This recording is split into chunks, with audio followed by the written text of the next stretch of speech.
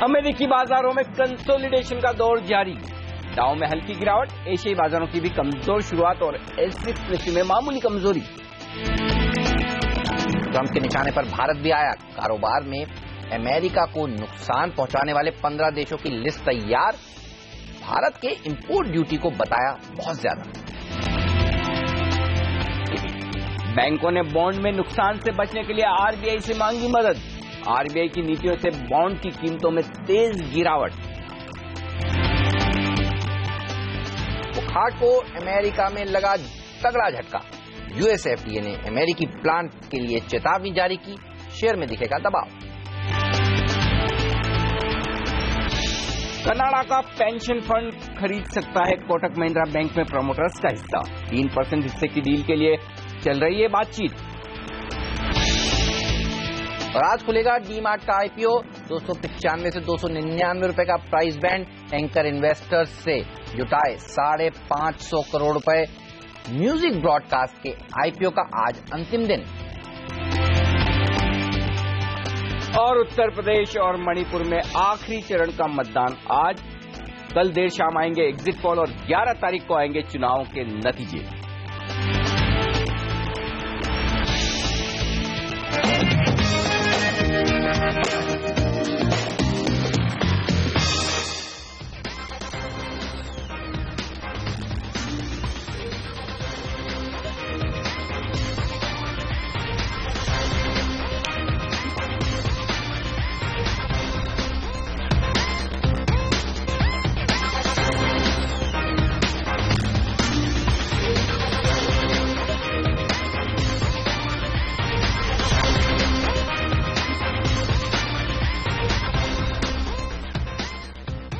CNBC आवाज के सभी दर्शकों को और खास तौर से महिला दर्शकों को अंतर्राष्ट्रीय महिला दिवस की बहुत बहुत शुभकामनाएं। और उम्मीद करते हैं कि न सिर्फ ये दिन बल्कि हर एक दिन हम महिला दिवस के तौर पर मनाएं। बिल्कुल। और ये रियल आर्किटेक्ट है सोसाइटी की और इस सोसाइटी को बनाने में इनका बहुत बड़ा योगदान है, सबसे बड़ा योगदान है। और आज सारा दिन ये बेहतरीन महिलाएं जिन्होंने कारोबार को आगे बढ़ाने का कामकाज किया है, जिन्होंने ये बेड़ा उठाया है और देखिए बैलेंस करने की कोशिश की है, घर को भी और कारोबार को भी। और ये सब जुड़ने वाली हैं। दिन भर आपको जुड़े रहना है सीएनबीसी आवाज के साथ ही। बिल्कुल। और अंतर्राष्ट्रीय महिला दिवस के इस खास मौके पर हम दिन भर आपको अपने अपने क्षेत्र में जबरदस्त कामकाज करने वाली इन महिलाओं से रूबरू कराएंगे। कहीं को आप जानते हैं, कहीं को जानेंगे और ये सब अपनी एक खास अहमियत, खास पहचान रखती है। तो आज ये पूरा आयोजन सीएनबीसी आवाज पर आपको दिन भर हमारे साथ देखना है। लेकिन ये बात सही है कि बाजार अभी वेट एंड वॉच वाले मूड में दिख रहे हैं। बिल्कुल वेट एंड वॉच वाले मूड में दिख रहे हैं। और आपको बता दें हमारे साथ हमारे दो एक्सपर्ट जुड़ने वाले हैं। powermywealth.com के फाउंडर और सीईओ संदीप वागले साहब और ट्रेडशिफ्ट ब्रोकिंग के संदीप जैन साहब। आपका स्वागत है वागले साहब। जैन साहब कुछ ही देर में हमारे साथ जुड़ जाएंगे। लेकिन वही जो आप कह रहे हैं वेट एंड वॉच, और वो इसलिए शायद कि इंतजार है उत्तर प्रदेश में किसकी सरकार बनेगी ये बताइए। तो ये बड़ा मुश्किल हो गया इंतजार करना। अब लग रहा है यार आ ही जाता आउटकम। और एग्जिट पोल भी अब एक दिन बाद आ रहा है। तो कैसे अप्रोच करें? क्या स्टॉक स्पेसिफिक एक्शन देखने को मिले? खबरों के दम पर फोकस करना चाहिए? कैसे अप्रोच करें मार्केट को? फिर एक्चुअली नए ट्रेड करने से बजाय पुराने ट्रेड्स को संभालने का रुझान ज्यादा नजर आ रहा है बाजार में। और इसी वजह से हम लगातार पिछले 7-8 दिनों से कह रहे थे कि इलेक्शन के पहले संभावना बहुत कम है कि बाजार 8,800 और 9,000 की ट्रेडिंग रेंज को किसी भी तरफ तोड़े। और हो वही रहा है हेमंत की जैसे आप 9,000 के पास पहुंचते हैं, उम्मीद जगती कि 9,000 आज पार होना चाहिए, कल पार होना चाहिए, और वहां से थोड़ी मुनाफा वसूली आती है। और जैसे आप देखते हैं कि 8,900 के नीचे जाते हैं, फिर से थोड़ी खरीदारी आती हुई नजर आती है। तो मिले जुले से रुझान है। आज के लिए निफ्टी 8,900 के ऊपर बना हुआ है, तब तक कोई घबराने की जरूरत नहीं है। निफ्टी के लिए ट्रेंड डिसाइडिंग लेवल वही है, निर्णायक लेवल वही है। 8,975 9,000 की रेंज में मुनाफा वसूली आने की पूरी संभावना है। कल भी आई है, हो सकता है आज भी आप उस लेवल के आसपास पहुंचे तो मुनाफा वसूली फिर से आएगी। असली एक्शन तेजी का जो दिखेगा वो 9,000 के पार टिकने पर या बंद होने पर दिखेगा। उसकी संभावना वैसे कम है, लेकिन होने में कुछ भी हो सकता है। अगर लोगों को ये भरोसा आ जाए कि यूपी इलेक्शन के नतीजे फेवरेबल रहेंगे बाजार के लिए, तो फिर 9,000 आप पहले भी पार होते हुए देख सकते हैं। 8,850 के नीचे जाने की संभावना कम है और तेजी की पोजीशन जिन लोगों ने बना रखी है, अच्छे लेवल्स पर एंट्री की है, वो 8,850 को क्लोजिंग बेसिस पर अपना स्टॉप लॉस मानकर चलें। उसके नीचे बंद हो तो आप अपनी तेजी की पोजीशन कम कर लें, और बहुत ज्यादा सेफ रहना चाहें तो फिर स्टॉप लॉस थोड़ा दूर 8,800 के आसपास होता है। वोलेटिलिटी बढ़ेगी और इस वोलेटिलिटी उतार चढ़ाव को ट्रेड करने का एक ही तरीका है, ट्रेंड के विपरीत ट्रेड करें। बाजार जहां खुलता है खुलने दें, उसके बाद उसको थोड़ा और उसी डायरेक्शन में जाने दें, और जिन लेवल्स अहम लेवल्स के आसपास आए फिर एक विपरीत ट्रेड लें।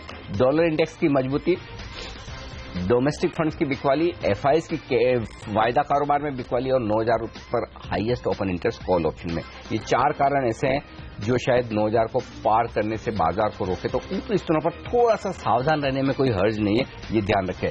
2 ट्रेड है निफ्टी पर, शॉर्ट करें निफ्टी को 9,000 के स्टॉप लॉस के साथ। स्टॉप लॉस सारे के सारे जो दे रहा हूं वो बेहद स्ट्रिक्ट होने चाहिए, क्योंकि रेंज बड़ी हो सकती है, उतार चढ़ाव बढ़ सकता है। 8,900 8,875 नीचे का लेवल है निफ्टी पर शॉर्ट कवर करने के लिए। दूसरा तरीका है कि 8,900 के नीचे आप खरीदारी करने के मौके ढूंढें। 8,850 आपका बेहद स्ट्रिक्ट स्टॉप लॉस होगा, 8,900 8,975 के टारगेट के लिए। बैंक निफ्टी पर 20,400 बेहद अहम सपोर्ट है, शायद टूटे नहीं आसानी से, और उसे स्टॉप लॉस माने। लेकिन शॉर्ट करें पहले बैंक निफ्टी को, जो 20,750 का स्टॉप लॉस बनेगा, और 20,500 के आसपास ही काट ले। और दूसरा तरीका है कि 20,500 के आसपास पहले आ जाएं तो वहां खरीदारी करें, 20,400 का स्टॉप लॉस लगाएं और 20,700 का आपका लक्ष्य होगा। तो दोनों तरफ ट्रेडिंग के मौके होंगे। नेगेटिव साइड पर मेटल्स थोड़े से नेगेटिव दिख रहे हैं, बहुत ज्यादा बेरिश नहीं हूं मैं, थोड़े नेगेटिव दिख रहे हैं। डॉलर इंडेक्स थोड़ा सा ऊपर की तरफ है और हल्की से मेटल्स में 2-3% का दबाव बना है ग्लोबल मार्केट में। कल सारे मेटल्स गिरे थे तो थोड़ी सी आज गिरावट हो सकती है, लेकिन याद रहे निचले स्तरों से रिकवरी आ सकती है सेकंड हाफ में मेटल्स में। फार्मा सेलेक्टिवली थोड़े से कमजोर दिख रहे हैं। एनबीएफसी में मेरा अब भी रुझान कल की तरह पॉजिटिव साइड पर है। बिल्कुल, चलिए तो इन तमाम सेक्टर्स के ऊपर रख के नजर। बाजार नए हाइस तो छुएगा, ये बात तो पक्की है, कब छुएगा इसमें थोड़ा बहुत क्वेश्चन मार्क हो सकता है, समय आगे पीछे हो सकता है, लेकिन बाजार में तेजी है ये बात तो समझ में आ रही है। पूछते हैं वागले साहब से कि उनका ध्यान कैसा है आज के दिन, किस तरह से वो ट्रेड करना चाहते हैं। सर गुड मॉर्निंग, बताइए क्या व्यू बन रहा है आज? Good morning Hemant, good morning Anil ji. Morning sir. पहले तो इंटरनेशनल वुमेन्स डे पे हमारे सारे दर्शकों को और आपके सारे बहनों को गुड विशेस। बिल्कुल, सारी बहनों को, हेमंत के सारी बहनों। बिल्कुल, और बहुत बहुत हमारे साथ बने रहे और बहुत बहुत बिल्कुल पैसे वेल्थ क्रिएट करे, ये मेरी शुभकामना है। निफ्टी एक प्री इवेंट में अटका है, प्री इवेंट अनसर्टेनिटी जिसको हम बोलते हैं, और 9030 मेरा टारगेट है और उसमें कुछ चेंज नहीं हुआ है। अब कल आप देखो तो निफ्टी 15 पॉइंट 16 पॉइंट नीचे क्लोज हुआ, लेकिन इंडिविजुअल स्टॉक्स जैसे चले तो मुझे ऐसा नहीं लगता है कि निफ्टी गिरेगा। ये इवेंट अनसर्टेनिटी है जो 2 या 3 दिन में दूर हो जाएगी, और मैं मानता हूं कि सरप्राइज होगा तो अपसाइड में होगा। 8910 स्टॉप लॉस, 9030 टारगेट में लेके चलता हूं। बैंक निफ्टी में 20,500 20,900 ये रेंज रहेगा, और मेरे स्टॉक स्पेसिफिक 3 बाय कॉल है, 1 सेल कॉल है। ओके, चलिए तो 3 बाय 1 सेल। पूछेंगे वागले साहब से कि कौन से स्टॉक्स में आज खरीदारी कर रहे हैं थोड़ी देर में, लेकिन सबसे पहले बात करते हैं एफआईआईज और डीआईएस के डेटा की। ये एक अच्छा संकेत दिख रहा है, कम से कम गोरों ने खरीदारी करनी शुरू कर दी है। ये बताइए कैश मार्केट की इस बाइंग को आप किस तरह से देख रहे हैं? इससे ज्यादा हैप्पी होंगे या फिर डीआईएस की बिकवाली से ज्यादा निराश होंगे, क्योंकि अब तक तो बाजार को इन्होंने ही संभाला है। एक्चुअली डेटा खराब है, क्योंकि एक तो अब तक बाजार घरेलू इन्वेस्टर्स की तरफ से चल रहे थे, उनका खरीदारी करना सेंटिमेंट के लिहाज से ज्यादा ठीक है, क्योंकि वो सोच समझ कर खरीदारी कर रहे हैं। एफआई जो खरीदारी कर रहे हैं वो प्रेशर में कर रहे हैं कि बाजार इतने ऊपर बढ़ गए और हम ले नहीं पाए। लेकिन दिक्कत मुझे वायदा कारोबार के डेटा में दिखती है, वो डेटा एक बेहद खराब डेटा है, 1764 करोड़ का स्टॉक फ्यूचर्स का। तो अगर एफआई ने 900 करोड़ की खरीदारी स्टॉक्स में की भी है कैश मार्केट में, लेकिन उससे लगभग दुगुनी अगर वो वायदा कारोबार में स्टॉक्स बेच रहे हैं, तो मुझे दिक्कत है। और अगर बाजार को 9,000 के पार जाने से कोई एक बड़ी चीज रोक रही तो वही यही रोक रही। कभी इंडेक्स फ्यूचर्स में आपको बड़ी बिकवाली दिखती है, सिर्फ कल का सेशन ऐसा था जब हम कह रहे थे कि परसों के डेटा इतने खराब नहीं थे, लेकिन उसके बावजूद कल फिर से बिकवाली का दबाव बना। तो इन डेटा के दम पर आप 9,000 के पार नहीं जा सकते, ये संकेत बेहद साफ है, क्योंकि 2 दिन तक उन्होंने 1500 करोड़ के इंडेक्स फ्यूचर्स बेचे, एक दिन थोड़ी सी बिकवाली रोकी, लेकिन सामने फिर कल स्टॉक फ्यूचर्स में 1765 करोड़, उसके ऊपर आप देखिए घरेलू फंड 1000 करोड़ से ज्यादा बेच रहे हैं। तो मुझे लगता है बिकवाली का दबाव है, और शायद ये इसी लिहाज से है। अच्छा, इसको इस तरीके से देखना चाहिए कि बड़ी इवेंट है और हमें भी पता है कि अगर यूपी के इलेक्शन फेवरेबल नहीं होते हैं तो निफ्टी 200 पॉइंट आराम से निकल सकता है, कोई बहुत बड़ी बात नहीं, क्योंकि हम नॉन स्टॉप 1000 पॉइंट से ज्यादा बढ़ चुके हैं। सही बात। तो उस लिहाज से अगर ये थोड़ी बहुत प्रॉफिट बुकिंग हो रही तो गलत नहीं है। तो कम से कम ऐसा लग रहा है इन डेटा को देखकर कि 9000 के पार जाने में मुश्किल होगी। ठीक बात है, थोड़ी मुश्किल हो सकती है, बस अगर उत्तर प्रदेश के चुनाव जीत जाएं तो आराम से लांघेंगे उस मार्क को, नया हाई भी बनाएंगे। सारा जो खेल है वो उस चुनाव के आउटकम के ऊपर ही टिका हुआ है। वागले साहब बताइए वो बेहतरीन आइडियाज जो आज आपने चुने। हेमंत, मैं पहले एक बाय एक सेल से शुरुआत करता हूं। ओके।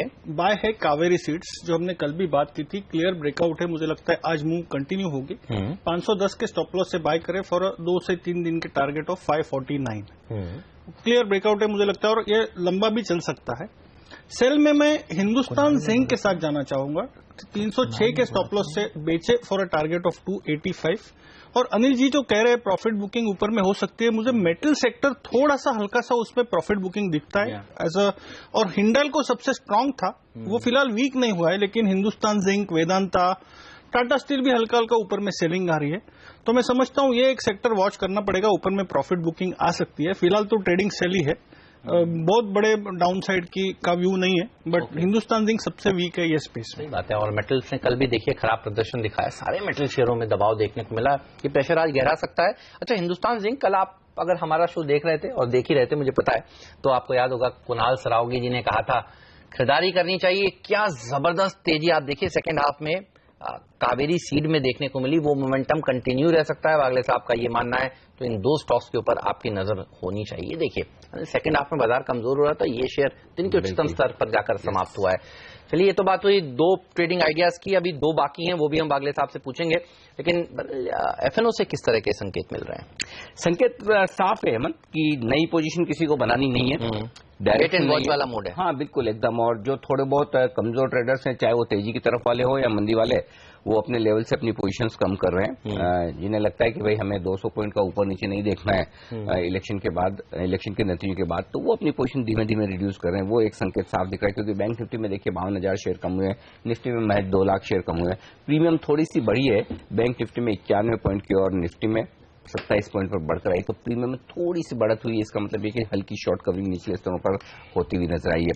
अब 8,900 पर 35 लाख शेयरों का ओपन इंटरेस्ट है पुट में, तो इतना आसानी से उसके नीचे जाएगा इसकी संभावना कम है, ये संकेत साफ तौर पर दिख रहा है। और 9,000 पर चूंकि 54 लाख शेयरों का ओपन इंटरेस्ट है कॉल्स में, तो वो पार करना भी मुश्किल होगा। तो एक संकेत बेहद जो साफ दिख रहा है वो ये दिख रहा है कि 9,000 बड़ा, जैसे जैसे हम 9,000 के पास जाकर बार बार फिसलते हैं उतना ही वो लेवल बड़ा होता जाता है। तो लग ये रहा है कि बाजार शायद आज के दिन में फिर 9,000 के पार करने की कोशिश न करे, खासतौर से अगर कमजोर शुरुआत हो जाए तो पहले 8,900 की तरफ बढ़ने की कोशिश कर सकता है। लेकिन एक बात साफ है कि बहुत घबराने की जरूरत बिल्कुल है नहीं।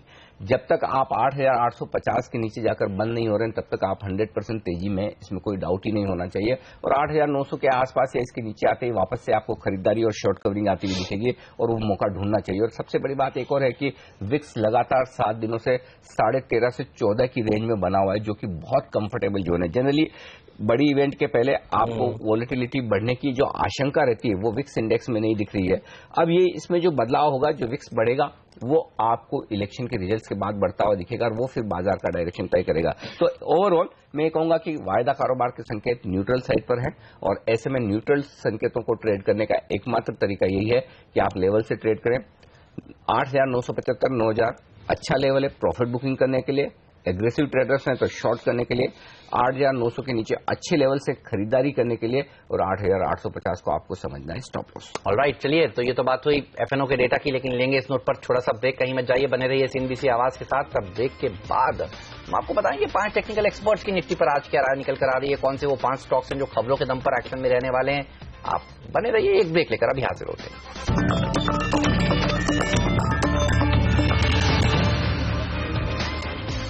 मार्केट काउंटडाउन में आप सभी का स्वागत है। वक्त हो गया अब ये जानने का कि 5 टेक्निकल एक्सपर्ट्स आज निफ्टी को किस तरह से ट्रेड करने की राय दे रहे हैं। मुदित गोयल की राय देखिए एसएमसी ग्रुप ऑफ कंपनीज के, कह रहे हैं खरीदारी करनी चाहिए, 9,000 का टारगेट इनका बरकरार है, 8,910 के स्टॉप लॉस के साथ तेजी करिए। राय मनीष शर्मा की बिकवाली की, लेकिन 8,980 पर बेचना चाहते हैं। वो तो बहुत दूर है, 40-50 पॉइंट ऊपर। और 9020 का उनका स्टॉप लॉस, 8870 का स्टॉप लॉस। सुनार कराओगी, लेकिन खरीदना चाहते हैं और वो कह रहे हैं कि 9050 तक के टारगेट देखने को मिल सकते हैं। 8915 का स्टॉप लॉस रखिए। तेजी की राय है आईडीबीआई कैप्स के AK प्रभाकर की, 8903 का स्टॉप लॉस, 9050 का लक्ष्य। और सिमी बॉम्बिक भी कह रही है कि खरीदारी ही करनी चाहिए, टारगेट दे रही है 8990 का, 9020 भी जा सकता है 1-2 दिन में। स्टॉप लॉस रखिए 8890 पर। तो आज अंतर्राष्ट्रीय महिला दिवस है, तो सिमी की राय पर आप ज्यादा तवज्जो दें, और वो कह रहे हैं खरीदारी करें, और उनके साथ बाकी 3 एक्सपर्ट्स और, तो टोटल 4 एक्सपर्ट्स की राय आज खरीदारी की तरफ। स्टॉप लॉस आपका 8900, नीचे अहम सपोर्ट 9000 से 9020, ऊपर का लक्ष्य ये दिख रहा है निफ्टी पर हमारे 5 एक्सपर्ट्स की राय के मुताबिक। चलिए, ये तो बात हुई निफ्टी की, लेकिन कौन से वो 5 स्टॉक्स हैं जो खबरों के दम पर आज एक्शन दिखाने वाले, आइए देखते हैं 5 का पंच। वो कार्ड, इस स्टॉक के लिए आज 2 खबरें, एक पॉजिटिव एक नेगेटिव, लेकिन बड़ी खबर जो है वो नेगेटिव साइड पर है, क्योंकि यूएस एफडीए ने इनके अमेरिका के प्लांट के लिए चेतावनी जारी की है। मार्टिन ग्रोव, ये जो प्लांट है, 17 फरवरी को जो जांच हुई थी और उसके बाद वार्निंग लेटर दिया गया था, उसमें गड़बड़ी के कई सारे आरोप लगाए गए।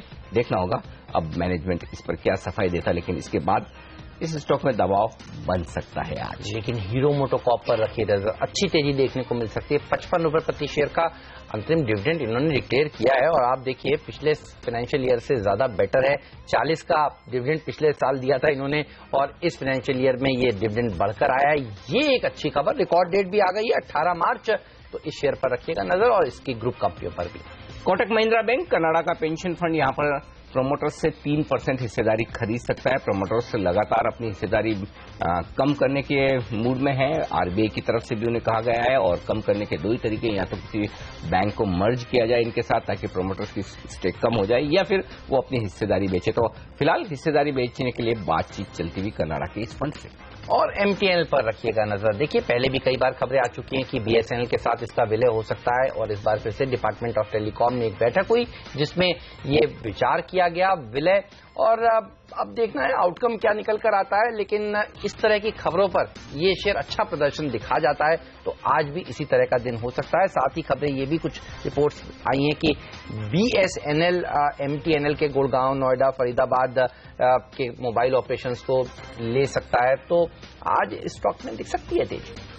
और प्राइमरी बाजार के लिए भी आज है बड़े एक्शन वाला दिन। पहले तो बहुत समय से जिसका इंतजार था, डी-मार्ट यानी कि एवेन्यू सुपरमार्ट का आईपीओ आज से खुलने जा रहा है। राधा किशन दमानी, इनकी कंपनी का ये आईपीओ 295 से 299 रुपए का प्राइस बैंड है, और 561 करोड़ रुपए इन्होंने कल एंकर इन्वेस्टर्स को शेयर अलॉट करके जुटाए हैं। 1870 करोड़ का इश्यू साइज है, तो ये इश्यू आज से लेकर 10 तारीख तक खुला रहेगा, तो बड़ा एक्शन वहां दिखेगा। जबरदस्त रेस्पॉन्स मिलने वाला है। और म्यूजिक ब्रॉडकास्ट, रेडियो सिटी के नाम से जो एफएम चैनल चलता है, उसकी ये कंपनी है, और इनका आईपीओ आज बंद होने वाला है। जागरण प्रकाशन ग्रुप की ये कंपनी, और अब तक 2 गुना सब्सक्राइब हो चुका है।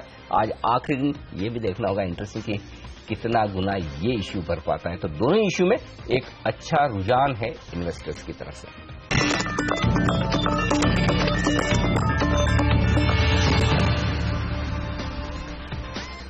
हमारे एक्सपर्ट हमारे साथ है संदीप वागले साहब, और एक और संदीप जी हमारे साथ जुड़ गए हैं, संदीप जैन साहब, जयपुर से ट्रेड स्विफ्ट ब्रोकिंग के डायरेक्टर। संदीप जी, स्वागत है आपका सीएनबीसी आवाज पर।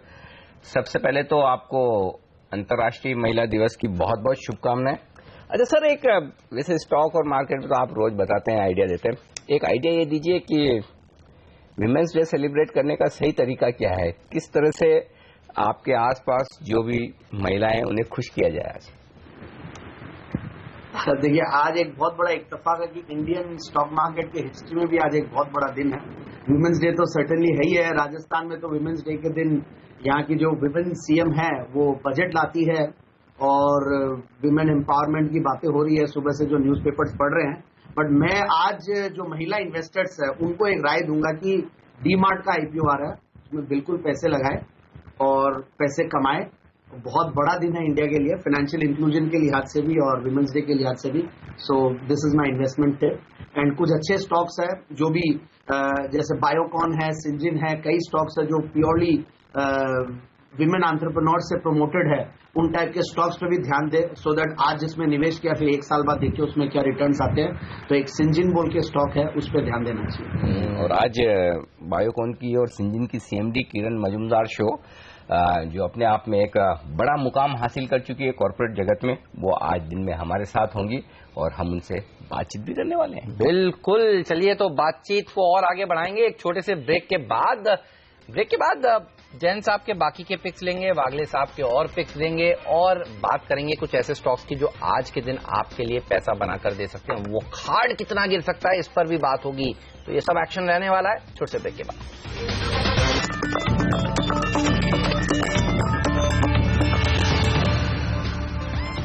स्वागत है आप सभी का सीएनबीसी आवाज पर। आप देख रहे हैं मार्केट काउंटडाउन और नियति हमारे साथ जुड़ चुकी है, हमारी पहली वुमेन टीम की सदस्य। Happy women's day. नियति, बताइए कौन सी रिपोर्ट्स आज आप लेकर आई हैं? Thank you so much Hemant. और आज एस्ट्रल पॉली पर, जो पॉलीविनाइल क्लोराइड की एक पाइप बनाने वाली दिग्गज कंपनी है, उस पर आज इनिशिएट किया है कवरेज दिग्गज ब्रोकरेज हाउस फर्म CLSA ने, और निवेश करने की आपको सलाह दे रहे हैं। 545 रुपए का इनका लक्ष्य है। 23% की मौजूदा भाव से आपको ये शेयर तेजी दिखा सकता है। इनके पास एक कॉम्पिटिटिव एडवांटेज है क्योंकि ये रेजिडेंशियल पाइप्स का कंपनी नंबर 1 लीडर है। दूसरा, एडहेसिव्स और कंस्ट्रक्शन मटेरियल कारोबार में अब ये कंपनी उतर चुकी है और ये बहुत ही अट्रैक्टिव वैल्यूएशन दे सकता है इसको। आगे चल के मुनाफा आपको जरूर तौर पे मिलेगा। FY19 तक ये 27% EPS CAGR देख रहे हैं। 545 रुपए के लिए आपको निवेश करके चलना चाहिए, CLSA का मानना है। 23% की मौजूदा भाव से आपको तेजी एस्ट्रल पॉली आज दिखा सकता है। अंडर परफॉर्म की रेटिंग मगर कॉनकॉर्प पे क्रेडिट स्विस रख रहा है। 1100 रुपए का इनका लक्ष्य है। 12% का डाउन साइड ये देख रहे हैं। क्योंकि इनका जो कारोबार है वो फर्स्ट लुक में अगर देखा जाए तो बेहद कमजोर इनको नजर आता है। इनके जो नदन टर्मिनल्स हैं वो पिछले 5 साल के अंदर बिल्कुल भी ग्रोथ नहीं दिखाई है। इन्होंने 1100 रुपए के लक्ष्य के लिए इनको अंडर परफॉर्म की रेटिंग कॉनकॉर्ड दे रहा है क्रेडिट स्विस। 12% की मौजूदा भाव से आपको गिरावट ये शेयर दिखा सकता है। कोल इंडिया ने डिविडेंड दिया था, उसके बाद यील्ड देख रहे हैं 6% से ज्यादा की। सिटी निवेश करने की सलाह दे रहा है। टारगेट प्राइस इनका 375 रुपए का है। मौजूदा भाव से आपको 16% की तेजी शेयर भी दिखा सकता है। और टाटा मोटर्स नोमुरा के अनुमान से बेहतर आई है JLR की रिटेल बिक्री, उसके चलते निवेश करने की सलाह बरकरार रख रहा है। 56,000 यूनिट इस महीने में होलसेल वॉल्यूम्स आ सकते हैं और ये की फैक्टर होगा देखने वाला। उसके बाद तेजी की उम्मीद कर रहे हैं, निवेश करने की सलाह दे रहे हैं। 563 रुपए का इनका लक्ष्य है। मौजूदा भाव से आपको टाटा मोटर्स 20% की तेजी दिखा सकता है अगले 12 महीने के दौरान। तो आज ये तमाम रिपोर्ट्स है, लेकिन नीति, सही मायनों में तो महिला दिवस आप ही मना रही हैं। आज आपकी वेडिंग एनिवर्सरी भी है, बहुत बहुत बधाई और दिन भर सेलिब्रेट कीजिए आप। और फिर तो आज हेमंत नीति की तरफ से ट्रीट बनती है। बिल्कुल बिल्कुल, हम नीति से तो मैंने दिन चुन के शादी की थी। चलिए, उम्मीद करते हैं कि नीति की तरह आप भी सही डिसीजन ले सही दिन पर। और आज का दिन सबसे सही हो सकता है शायद ट्रेडिंग के कुछ और डिसीजंस लेने के लिए। और वो कौन से स्टॉक्स हो सकते हैं जहां पर आज आपके लिए मौके हैं? जैन साहब, बताइए आपकी टॉप ट्रेडिंग पिक्स कौन सी है आज की? मैंने कुछ डिफेंसिव स्टॉक्स को चुना है क्योंकि ऐसा लगता है कि मार्केट जल्दी से सस्पेंस अपना नहीं तोड़ेगा, 9000 क्रॉस नहीं करेगा और वो जो एक बुलिश वाला माहौल और चारों तरफ चौतरफा तेजी वाला माहौल इतनी जल्दी नहीं दिखेगा। इलेक्शंस के रिजल्ट्स का सर्टेनली वेट करेगा क्योंकि DIIs डरे हुए हैं, FIIs थोड़े से नॉट इंटरेस्टेड जैसे लग रहे हैं। तो मुझे ऐसा लगता है कि कुछ डिफेंसिव स्टॉक्स में ही ध्यान दें। बल्कि एक अच्छी चीज ये है कि कई लार्ज कैप स्टॉक्स वो काफी अच्छे सिग्नल्स दे रहे हैं और ऐसा लगता है कि वो अच्छे वैल्यूएशंस में भी है। उनकी वजह से तेजी बन सकती है, ज्यादा मंदी नहीं बनेगी। और मुझे ऐसा लगता है HDFC बैंक, बैंकिंग स्टॉक्स में ध्यान दिया जाए। विप्रो, TCS दोनों में से कोई एक स्टॉक IT में लिया जाए। और कोलगेट अच्छा लगता है क्योंकि डिफेंसिव स्टॉक वापस से मैं जैसे कर रहा हूँ डिफेंसिव सेक्टर। और लास्ट में किसी शो में मैंने फ्राइडे को नेस्ले के बारे में बात की थी। और एक ऑयल एंड गैस में मुझे ONGC अच्छा लगता है। और लिस्ट थोड़ी सी और है, वी-मार्ट रिटेल, वी-मार्ट का IPO है तो उससे भी थोड़ा माहौल बना हुआ वी-मार्ट रिटेल में भी। और एक पोल्टे पार्टी, छोटा रियल्टी स्टॉक है। और आइनॉक्स लेजर जो कि कल एक अच्छी चाल दे चुका था, इस पर भी ध्यान दिया जाए। एक चीज बताओ, मैं संदीप जैन साहब को इतने सालों से बातचीत करता हूँ, इंटरव्यू करता हूँ, सवाल पूछता हूँ, जैसे ही संदीप जी है ना थोड़े कोशियस हो जाते हैं ना, सावधान होते हैं और तुरंत उनकी लिस्ट में सारे दिग्गज शेयर आने लगते हैं और जैसे इनका कॉन्फिडेंस तेजी की तरफ बढ़ेगा सारे मिट के आना शुरू हो जाएंगे। संदीप जी सही कह रहा हूँ ना? नहीं, बिल्कुल है। देखिए अनिल जी, पहले तो दिग्गज ही चलते हैं और दिग्गज में थोड़ा सा डाउनसाइड रिस्क भी कम होता है, लो बीटा होता है as compared to mid caps. और मिड कैप्स में क्या होता है कि जब माहौल खराब होता है तो फिर टूटता भी ज्यादा है और उलझने के चांसेस भी रहते हैं। बट मिड कैप में भी कोशिश यही करते हैं, स्मॉल कैप मिड कैप में, कि जहां पे डाउनसाइड रिस्क नहीं हो, जहां पे वैल्यू इन्वेस्टिंग हो, वही स्टॉक्स हमेशा से एक ही स्ट्रेटेजी पे कोशिश करते हैं दर्शकों को बताने की। अच्छा, इस बार देखा भी गया, देखिए मिड कैप ने पहले लाइफ हाई बनाया है, तो जो संदीप जी ने सवाल जो शेयर बढ़िया बढ़िया सुझाए हैं वहां तो अच्छी तेजी हो चुकी है और अब लार्ज कैप्स में कैचअप रैली देखने को मिल रही है, तो बहुत ही बढ़िया रणनीति है। बागले साहब, 2 स्टॉक्स तो आपने बता दिए, बाकी के 2 स्टॉक्स भी बताइए।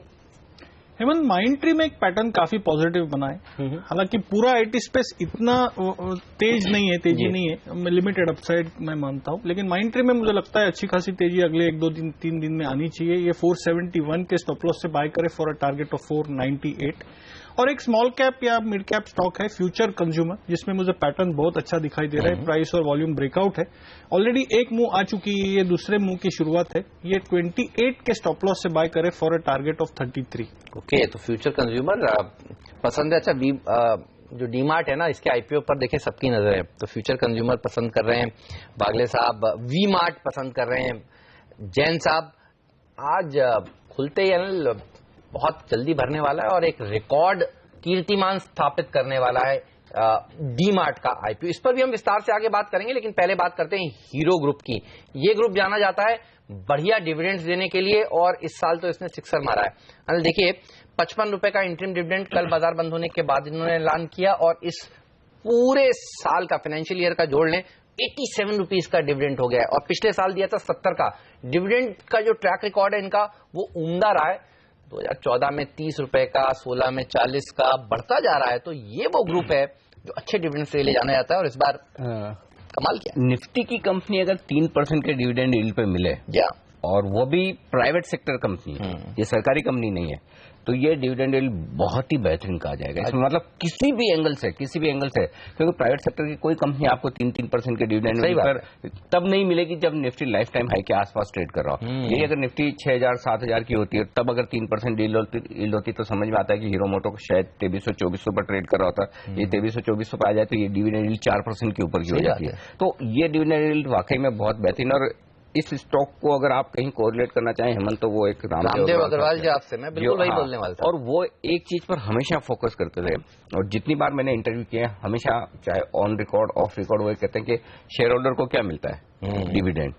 प्राइस एप्रिसिएशन होगा या नहीं होगा ये तो भगवान भरोसे है, लेकिन हर साल अगर आपके बैंक अकाउंट में डिविडेंड के तौर पर कैश आता रहे तो कॉन्फिडेंस रहता है कि मेरी कंपनी सही काम कर रही थी। ये हीरो मोटो को, और ये एक ऐसी कंपनी है, हीरो और होंडा से डिवोर्स के बाद जब सब लोगों ने इसके ऊपर सवालिया निशान लगाए थे बड़े बड़े, उसके बाद क्या रिकवर करी और क्या बढ़िया मार्केट शेयर इसने कैप्चर किया और हर महीने लगातार कंसिस्टेंटली परफॉर्म कर रही है। तो जैन साहब, काफी सारा तो हम लोगों ने पहले ही बोल दिया, लेकिन ये बताइए, खरीदना चाहेंगे लॉन्ग टर्म के लिए? क्या ये भी एक तोहफा हो सकता है उन महिलाओं को जिनको आप कुछ देर पहले कह रहे थे कि बायोकॉन्स इंजन खरीदें? क्या ये शेयर भी दूसरा शेयर हो सकता है उसमें? नहीं, बिल्कुल। देखिए, ये स्टॉक तो बेहतरीन है ही और इनफैक्ट मैं तो पिछले कुछ दिनों से इनफैक्ट काफी 2 व्हीलर्स पे बुलिश हो चुका हूँ। डिमोनेटाइजेशन के बाद थोड़ा बहुत करेक्शन आया था और हीरो होंडा सर्टेनली, देखिए जो आपने डिवोर्स की बात कही, बट आज तो बात नहीं करनी चाहिए विमेंस डे के दिन, बट होंडा से डिवोर्स होने के बाद इनफैक्ट बेहतरीन परफॉर्मेंस ये कंपनी दे रही है। और इनफैक्ट इस सेक्टर में हालांकि कंपटीशन अच्छा हो गया, बजाज ऑटो, टीवीएस दोनों ही बहुत स्ट्रांग प्लेयर्स है और इनका होंडा के साथ जो एक्टिवा है वो एक बड़ा चैलेंज रहता है, but still this company is being managed well. और जिस तरीके का डिविडेंड डील, अनिल जी ने बहुत बेहतरीन बात कही कि 3% का डिविडेंड डील अगर कोई प्राइवेट सेक्टर की दिग्गज कंपनी में आ जाए तो इससे बढ़िया कुछ नहीं। और अब तो क्या कि 3-4% का डिविडेंड डील बहुत अच्छा लगने लगा है और बिल्कुल लेना चाहिए। और ये स्टॉक ऐसा है कि कोई भी ले तो उसको बेचे नहीं, तो उसके लिए फिर डिविडेंड डील्ड बहुत इंपॉर्टेंट हो जाता है, क्योंकि हर साल कुछ ना कुछ तो चाहिए ही। तो सर्टेनली इस स्टॉक में निवेश करें। और मेरे हिसाब से ये स्टॉक अब क्या है कि फीमेल्स के लिए भी शायद अब अच्छे से प्रोडक्ट्स को और मार्केट करेंगी, तो विमेंस डे के हिसाब से मैं कहता हूँ कि फीमेल्स को भी ये बिल्कुल विमेंस डे पे इन्वेस्ट करना चाहिए। तो ये है आपके हीरो मोटोकॉर्प पर राय। खरीदारी का मौका है साफ तौर पर, फंडामेंटल तौर पर। वक्त एक छोटे से ब्रेक, और इस ब्रेक के उस पार हमारे साथ जुड़ेंगे दो और एक्सपर्ट। वायदा कारोबार की रणनीति देने के लिए वे टू वेल्थ के आदित्य अग्रवाल, और साथ ही पुणे से हमारे साथ जुड़ेंगे प्रिसीजन इन्वेस्टमेंट्स के किरण जाधव। लेंगे उनकी टॉप ट्रेडिंग पिक्स इस ब्रेक के बाद।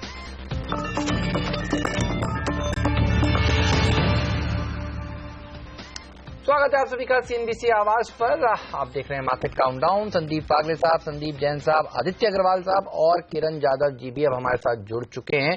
तो किरण जी, आदित्य जी, आपका भी स्वागत है। ये बताइए आदित्य जी, एफएनओ में किस तरह के संकेत मिल रहे हैं, निफ्टी को किस तरह से आज ट्रेड किया जाए, बैंक निफ्टी पर भी राय दें। मॉर्निंग हेमंत। वेल, यहाँ से मार्केट हमको लगता है कि अगले 2 या 3 दिन बिल्कुल एक रेंज में ट्रेड करेगा, जहां पे कोई एक क्लियर ट्रेंड नहीं रहेगा।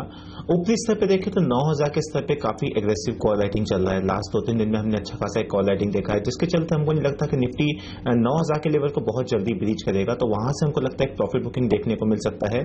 बट लोअर साइड पे देखें तो बहुत ज्यादा कोई करेक्शन भी नहीं लगता। 8900, 8800 दोनों ही स्ट्राइक्स पे काफी एग्रेसिव पुट राइटिंग भी देखने को मिल रही है। तो हमको लगता है कि मोटा मोटा मार्केट यहाँ से 8880 से लेकर 8980, 9000 की रेंज में ट्रेड करेगा। ये 100 से 120 पॉइंट का दायरा रहेगा निफ्टी का अगले 2 या 3 दिन के लिए। तो यहां से एक थोड़ा सा प्रॉफिट बुकिंग का चांस निफ्टी में थोड़ा सा ज्यादा हो सकता है। तो हमारी सलाह है, हम सलाह दे रहे हैं कि 8980, 8985 के आसपास निफ्टी आता है तो उसको बहुत छोटे अवधि के लिए, छोटे टारगेट्स के लिए 8920 के टारगेट्स के लिए शॉर्ट करके चल सकते हैं। ऊपर में स्टॉप लॉस रहेगा 9020। अगर निफ्टी 9000 के ऊपर निकलता है, सस्टेन करता है, तो जरूर हम एक शॉर्ट कमिंग एक्सपेक्ट कर सकते हैं। बट अभी 9000 काफी स्ट्रॉन्ग रेजिस्टेंस है, तो यहाँ पे मैं बेचने की सलाह दूंगा। सिमिलरली बैंक निफ्टी देखें तो बैंक निफ्टी भी काफी एक नैरो दायरे में ट्रेड कर रहा है। अगर ब्रॉड रेंज देखें तो 21000 ऊपर में काफी स्ट्रॉन्ग रेजिस्टेंस है। वीकली, मंथली दोनों ही ऑप्शंस में हम एक काफी राइटिंग देख रहे हैं 21000 की इस कॉल्स पे, तो वहां पे काफी स्ट्रॉन्ग रेजिस्टेंस है। बट लोअर लेवल्स पे देखें तो 20400 काफी स्ट्रॉन्ग सपोर्ट भी है। एंड बैंक निफ्टी अभी इस पूरी रेंज के देखें तो बिल्कुल बीच में ट्रेड कर रहा है। तो यहां से बैंक निफ्टी हमको लगता है कि थोड़े टाइम और एक रेंज में ट्रेड करेगा, but with little bit of negative biasness. Large cap banking में देखें तो आईसीआईसीआई बैंक, एसबीआई, इन दोनों ही बैंकिंग स्टॉक्स में थोड़ा सा एक सेलिंग प्रेशर देखने को मिल रहा है, जिसके चलते बैंक निफ्टी प्रेशर में है। तो हमको लगता है कि बैंक निफ्टी में यहां से कोई बहुत बड़ा उछाल ऊपर की साइड या नीचे की साइड में कोई गिरावट देखने को नहीं मिलेगी, और ये रेंज पर ट्रेडिंग में ही रहेगा। ओके, तो सीमित दायरे में कारोबार होने की उम्मीद है निफ्टी और बैंक निफ्टी में।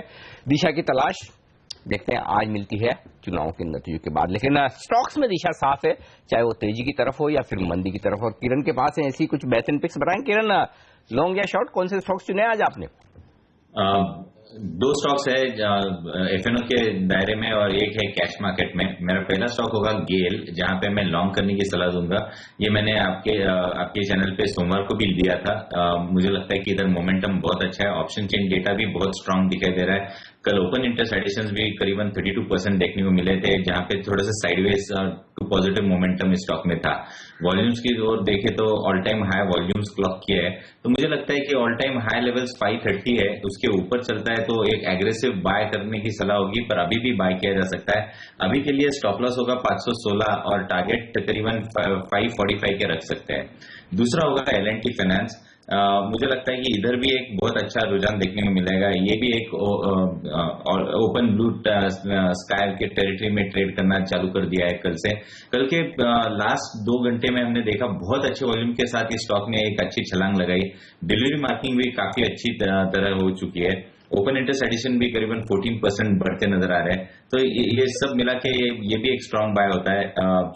स्टॉप लॉस 116 पे लगाना चाहिए और टारगेट्स के लिए 129 के लेवल से एक्सपेक्ट कर सकते हैं। कैश मार्केट में एक स्टॉक है ग्राफाइट, जहां पे मुझे लगता है कि बहुत अच्छे 1.5-2 महीने के कंसोलिडेशन के बाद ब्रेकआउट आया है।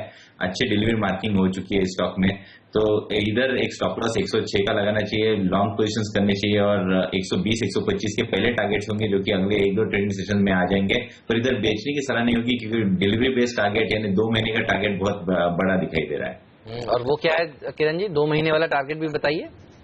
ग्राफाइट में करीबन आपको 175-180 के लेवल्स भी देखने को मिल सकते हैं। चलिए, तो इस मिड कैप आइडिया पर रखिए नजर। गेल और एल&टी फाइनेंस भी अच्छा प्रदर्शन दिखाएंगे। आदित्य जी, आप भी अपने पिक्स बताइए आज के लिए। वेल मेरा पहला पिक रहेगा टाटा मोटर्स डीवीआर का। इसमें मैं लॉन्ग पोजीशन इनिशिएट करना चाहूंगा। टाटा मोटर्स डीवीआर में देखें तो लास्ट 2-3 दिन के अंदर हमने काफी एग्रेसिव लॉन्ग पोजीशन बनते हुए देखी है। स्टॉक में 285-86 का रेजिस्टेंस है, जिस यहाँ पे स्टॉक थोड़ा सा प्रॉफिट बुकिंग प्रेशर में आता है, बट ओवरऑल स्ट्रक्चर स्टॉक का शॉर्ट टर्म में थोड़ा सा बुलिश हो गया है। हमको लगता है कि यहाँ से 297-298 तक के लेवल्स इसमें देखने को मिल सकते हैं, तो यहाँ पे एक लॉन्ग पोजीशन इनिशिएट कर सकते हैं विद स्टॉप लॉस ऑफ 272 277। दूसरा स्टॉक रहेगा buy call in Arvind Mills. Arvind Mills में देखें तो काफी एक अच्छा ब्रेकआउट देखने को मिला था हमको डे फॉर यस्टरडे सेशन। 390 के ऊपर ब्रेकआउट दिया था, एग्रेसिव लॉन्ग पोजीशन बनने को देखने को मिली थी। कल के सेशन में थोड़ा सा स्टॉक प्रेशर में था, थोड़ा प्रॉफिट बुकिंग देखने को मिला है, बट ओवरऑल स्ट्रक्चर भी बुलिश है। हमको लगता है कि यहाँ भी करंट लेवल्स पे एक लॉन्ग पोजीशन आकर चल सकते हैं अरविंद में with a target of 420 and stop loss of 384। एक सेल कॉल रहेगा मारुति में। मारुति में देखें तो ऊपरी स्तर पे काफी प्रेशर देखने को मिल रहा है। स्टॉक में कोई भी 6000 तक उछाल आता है तो वहां पे इसे ऐसा शॉर्ट कैंडिडेट यूज किया जाता है। कल के सेशन में वापस इसके अंदर 3% ओपन इंटरेस्ट बढ़ा है, जो कि शॉर्ट साइड में था। यहां पे हमको लगता है कि स्टॉक 57-80 तक के लेवल दिखा सकता है अगले कुछ दिनों में। इसके अंदर 6010 के स्टॉप लॉस से शॉर्ट किया जा सकता है। ओके, तो ये तमाम स्टॉक्स हैं जहां पर आपके लिए ट्रेडिंग के आज बनेंगे मौके वायदा कारोबार में। वक्त एक ब्रेक, और इस ब्रेक के उस पार आज की सबसे बड़ी इवेंट। जी हाँ, उत्तर प्रदेश और मणिपुर दोनों ही जगह आखिरी चरण के चुनाव है, 7वें चरण के चुनाव है, और आज चुनाव खत्म हो जाएंगे, वोटिंग चल रही है। किस तरह का रुझान दिख रहा है वोटिंग में, इस पर हम आपको ताजा अपडेट सीधे उत्तर प्रदेश से देंगे इस छोटे से ब्रेक के बाद।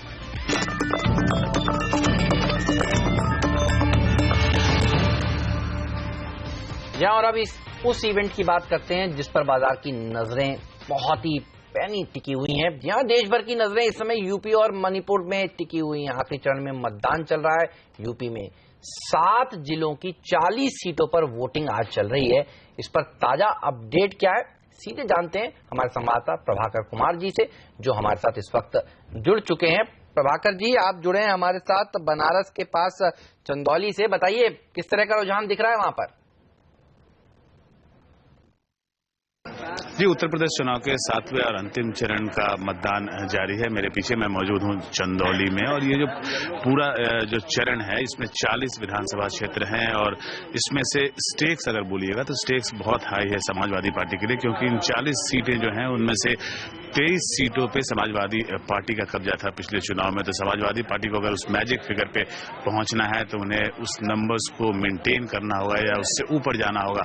और बीजेपी ने हमने देखा है पिछले 3 दिनों में किस तरह से अपनी पूरी ताकत झोंकी है। यहाँ पे प्रधानमंत्री का क्षेत्र है ये बनारस, और प्रधानमंत्री जिस तरीके से पिछले 3 दिनों से लगातार रोड शो कर रहे थे, तो बीजेपी जो है किसी भी मूड में नहीं है इसे वॉकओवर देने की, और पूरी ताकत झोंक दी है बीजेपी ने। और बीजेपी के जो अलायंस पार्टनर हैं अपना दल, उनका भी ये जो क्षेत्र है वहां पे इनकी परीक्षा होगी, क्योंकि 7वां और 6ठा चरण जो है वहीं पे इनके मैक्सिमम कैंडिडेट जो 18 सीटें बीजेपी ने अपने अलायंस पार्टनर्स को दी है, सो वही उन सीटों पर वो उनके कैंडिडेट जो है ये 7वें और 6ठे चरण में ही रह रहे हैं। साथ ही मुख्तार अंसारी फैक्टर का जो है ये टेस्ट ग्राउंड है, परीक्षा यहाँ पे होगी, क्योंकि जो 7वां चरण है और जो 6ठा चरण है यही 2 इलाके हैं जो मुख्तार अंसारी के इलाके हैं, और ये मुस्लिम वोटर्स को काफी हद तक प्रभावित करते हैं।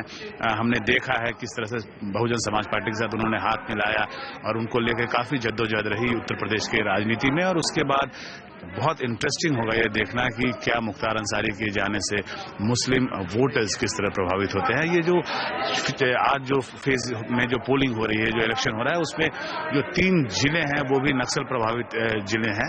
इसके चलते जो व्यवस्था है, जो सिक्योरिटी के अरेंजमेंट्स है जमीन पे, वो काफी सख्त है। चंदौली, सोनभद्र, मिर्जापुर, जो ये 3 जिले हैं, जो उत्तर प्रदेश के केवल यही 3 जिले हैं जो नक्सल प्रभावित जिले हैं, उन तीनों जिलों में चुनाव आज हो रहा है। इसलिए सिक्योरिटी की जहां तक बात है उसमें प्रशासन कोई कोताही नहीं कर रहा। बिल्कुल, सबसे अहम चरण, आखिरी चरण, 7वां चरण, 7 जिलों की 40 सीटें। जी हाँ, यूपी का आज ये आखिरी चरण का चुनाव। देखते हैं कितने प्रतिशत वोटिंग होती है और इस चरण में किस तरह का प्रदर्शन इन तमाम पार्टियों का रहता है। कल देर शाम से एग्जिट पोल के नतीजे आना शुरू होंगे, तो कल देर शाम से आपको CNBC आवाज के साथ जुड़े रहना है, और शनिवार को पूरी कवरेज होगी। जब नतीजे आपके सामने आते हुए दिखेंगे तो CNBC आवाज पर सुबह 7 बजे से हम देर रात तक चुनावी नतीजे पूरी तरह से कवर करेंगे, और बाकी चैनल्स पर भी आप नतीजे देखते हैं, लेकिन सीएनबीसी आवाज पर जो सबसे खास बात होगी वो ये कि इन नतीजों का क्या कुछ असर बाजार पर, इकोनॉमी पर, आपके इन्वेस्टमेंट्स पर पड़ सकता है, वो भी हम तुरंत विश्लेषण करेंगे। और बाजार के तमाम जाने माने दिग्गज भी हमारे साथ शनिवार को पूरे दिन भर जुड़ेंगे इन नतीजों पर विस्तार से बातचीत करने के लिए। चलिए अभी विस्तार से बातचीत की जाए कुछ शेयरों पर, और उसमें से एक है कोटक महिंद्रा बैंक। 3% कनाडा का फंड यहां पर हिस्सा खरीद सकता है। प्रमोटर्स लगातार हिस्सेदारी बेचने के मूड में है। चार्ट क्या कह रहे हैं किरण, क्या कुछ कमजोर हो सकता है? क्योंकि ये बात तो तय है कि 3% हिस्सेदारी बेचनी तो प्रीमियम तो मिलने की संभावना कम बनती है। क्या कुछ कमजोर होने के संकेत हैं, या फिर किन अहम लेवल पर आपको कोटक महिंद्रा बैंक के लिए सपोर्ट दिखता है? कोटक बैंक में एक साइडवेज ट्रेंड ही दिखाई दे रहा है। कुछ खास चार्ट पे नजर नहीं आ रहा है, पर रेजिस्टेंस के तौर पे बहुत इंपॉर्टेंट लेवल होगा करीबन 830। तो 830 के जब तक ऊपर नहीं जाता तब फ्रेश ब्रेकआउट नहीं मिलेगा। इसने 2 बार, एक सितंबर में और एक नवंबर में यही हाई लगाया था, और अभी फरवरी में भी एक यही हाई लगाया था। इधर से थोड़ा सा मार्केट करेक्ट होता है, अगर ये स्टॉक करेक्ट होता है तो एक अच्छा खासा सपोर्ट करीबन 790 के करीब आता है। इसके नीचे भी जाते हुए नहीं देख रहा हूं मैं, पर प्रोबेबिलिटी है चार्ट के पैटर्न के हिसाब से कि ऊपर वाला ब्रेकआउट देखने को मिलेगा, पर जब वो लेवल क्रॉस होगा तभी बाय करने की सलाह होगी, अभी के लिए नहीं। ओके, तो ये राय है आपके लिए कोटक महिंद्रा बैंक पर सीमित दायरे में कारोबार की उम्मीद, लेकिन कारोबार में बेहतर होने की उम्मीद जागती दिख रही है एशियाई बाजारों से। क्योंकि देखिए हांगकांग जो लगभग 70-80 पॉइंट नीचे था, अब रिकवर होकर इनफैक्ट 70-80 पॉइंट से ज्यादा मजबूत हो चुका है, इनफैक्ट सेंचुरी मार चुका है। वंडरफुल, बहुत ही बढ़िया। तो एशियाई बाजारों में खासतौर से हांगकांग के बाजारों की रिकवरी हमारे काम आ सकती है। एसएक्स एक बार देख लें कितनी रिकवरी वहां पर होती हुई दिखी है। 10-12 पॉइंट हम नीचे देख रहे थे, 15 पॉइंट इनफैक्ट नीचे देख रहे थे, अब 11 पॉइंट नीचे। वक्त एक ब्रेक, और इस ब्रेक के उस पार हम शुरुआत करेंगे प्री ओपनिंग सेशन की। शुरुआत करेंगे हम रुपए की, क्योंकि डॉलर इंडेक्स 101.75 के आसपास ट्रेड करता हुआ दिख रहा है। रुपए ने कल भी बेहतरीन एक्शन दिखाया, पिछले कई दिनों से अच्छी तेजी रुपए में बनती हुई दिख रही है। क्या यही मजबूती बरकरार रहेगी, ये बड़ा सवाल है। लेंगे स्टॉक 2020 का अपडेट, और उसके बाद आपके लिए 9:15 से होगा बाजार के भरपूर एक्शन की शुरुआत, ट्रेडिंग के मौके और शुरुआती एक्शन देखिएगा हमारे साथ पहला सौदा में इस छोटे से ब्रेक के बाद।